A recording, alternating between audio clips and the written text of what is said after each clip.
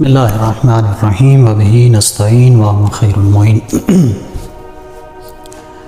سب سے پہلے اپنا تعارف کرا دوں، میں جامعہ حاضہ جامعۃ الکوثر کے ایک سابقہ طالب علم ہوں اور یہاں سے فارغ التحصیل ہوں، اور شیخ صاحب کی زیر سرپرستی میں نے نمل یونیورسٹی سے پی ایچ ڈی کیا اسلامک اسٹڈیز میں، اور اس سے پہلے میں ماسٹر کر چکا تھا انگلش میں۔ تو پچھلے تقریباً 9-10 سال سے میں اسوہ کالج اسلام آباد میں تدریس کے فریض جو انجام دے رہا ہوں۔ تو آج کا جو ٹاپک مجھے دیا گیا، سوچ کے تو کچھ اور آیا تھا، لیکن ماحول دیکھ کے تھوڑا سا ذہن چینج کیا ہے، اور اس حوالے سے 2-3 گزارشات ہی کر سکتا ہوں ان 10 منٹ کے اندر، کہ چونکہ میرا شعبہ تدریس ہے، آپ میں سے بہت سارے ماشاءاللہ مدرس بیٹھے ہیں، ٹیچرز ہیں، تو تدریس کرتے ہوئے ایک چیز جو میں نے ایکسپیرینس کی وہ یہ ہے کہ بہت سارے ایسے ٹاپکس یا معاملات ہوتے ہیں جس میں آپ اپنے اسٹوڈنٹس کو بیسکس سکھا رہے ہوتے ہیں، اس لیے کہ جب تک آپ ان کو بیسکس نہیں سکھاتے ہیں، بنیادی چیزیں آپ نہیں سکھاتے ہیں، آپ اپنا میسج جو ہے وہ کنوے ہی نہیں کر سکتے۔ آپ فار ایگزامپل، آپ چونکہ میں انگلش کا ٹیچر ہوں، تو میں جب بتاتا ہوں بچوں کو کہ ناؤن کیا ہوتا ہے، تو میں ناؤن کے ورڈ سے شروع کرتا ہوں کہ ناؤن ورڈ بنا کہاں سے، اور یہ کہاں سے چلتا ہوا ایک اسم کے اوپر یہ تطبیق ہو رہا ہوتا ہے۔ تو بالکل بنیادی جو کنسیپٹ ہوتے ہیں وہ کلیئر کرنے بہت ضروری ہوتے ہیں۔ اب جو اس طرح کے ٹاپک ہوتے ہیں، اسپیشلی جو ٹاپک ہے سیاست اور امام علی علیہ السلام، سیاست اور امام حسین علیہ السلام، یہ وہ ٹاپک ہیں جو آپ کے اہل علم کے درمیان تو ڈسکس ہو سکتے ہیں، لیکن آپ کی عوام آج بھی ان ٹاپکس کو قبول کرنے کے لیے تیار نہیں ہے، اس لیے کہ سیاست کا جو مفہوم ہے ہم اپنے لوگوں کو، اپنی عوام کو وہ سمجھا ہی نہیں سکیں۔ سیاست کا لفظ آتا ہے تو لوگوں کے چہروں کے رنگ بدل جاتے ہیں، اور جب سیاست اور امام علی، سیاست اور امام حسین کی بات کرتے ہیں تو لوگ کہتے ہیں کہ یہ کیسی باتیں کر رہے ہیں۔ تو وجہ کیا ہے کہ ہم نے لوگوں کو سمجھایا ہی نہیں، اس لیے کہ سیاست کو جو معنی پہنائے گئے ہیں، مجھے علامہ غرویش صاحب، وکیل غرویش صاحب کا جملہ یاد آ رہا ہے کہ ڈکشنریاں جو ہوتی ہیں یہ الفاظ کا قبرستان ہوتی ہیں، اور ان کو جو معنی پہناتے ہیں، معنی پہنانے والے ہم لوگ ہوتے ہیں، ہم لوگ اس کو کیا معنی پہنا رہے ہیں۔ تو سیاست کے لفظ کو جو معنی پہنایا گیا وہ انتہائی خوفناک قسم کا معنی ہے، اس لیے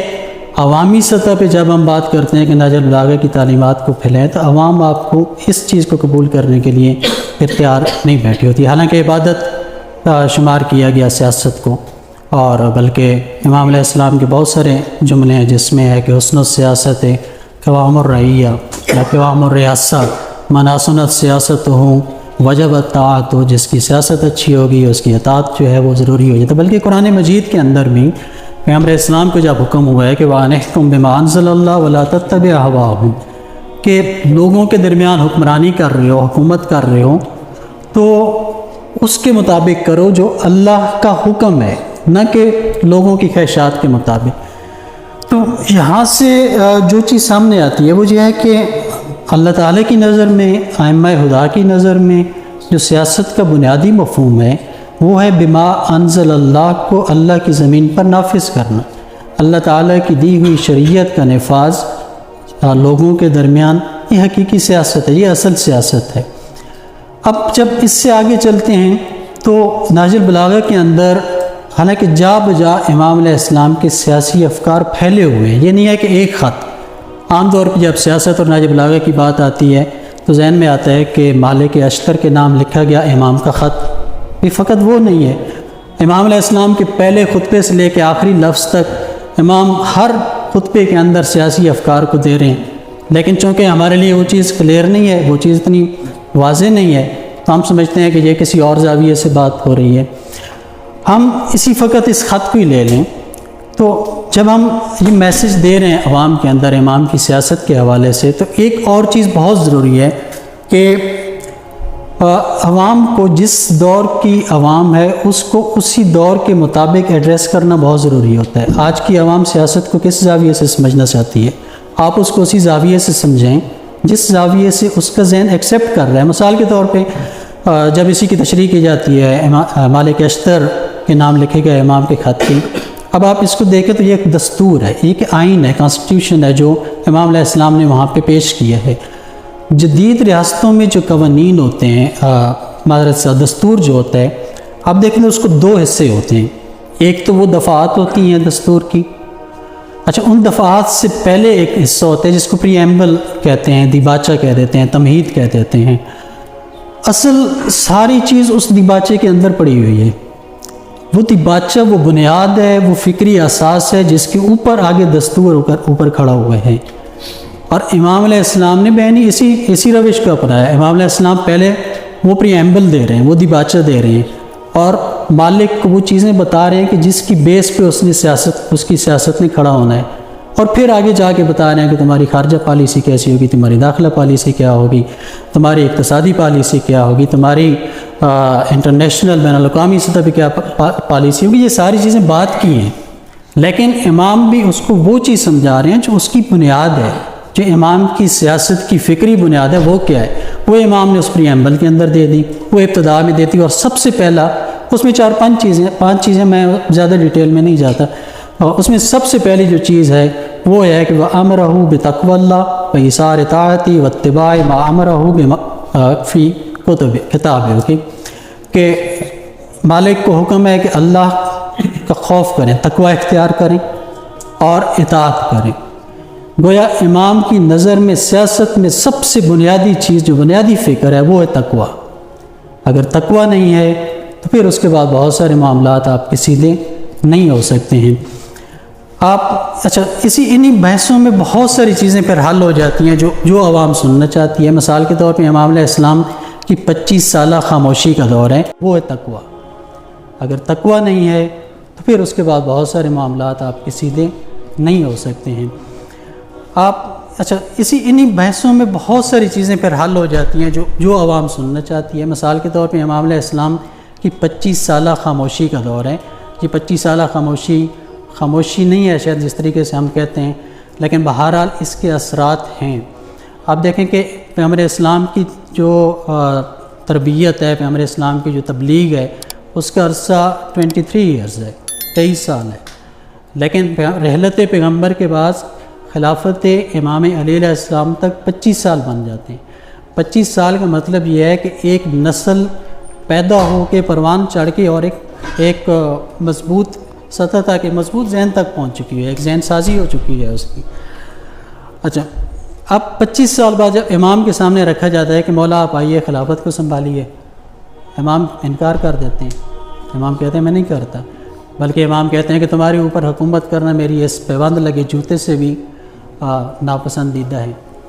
یہ کیوں کہہ رہے ہیں امام؟ آخر وہ کون سی چیز ہے جو امام کو مانے ہے؟ اس میں پہلی چیز جو میں نے بتائی تقوی،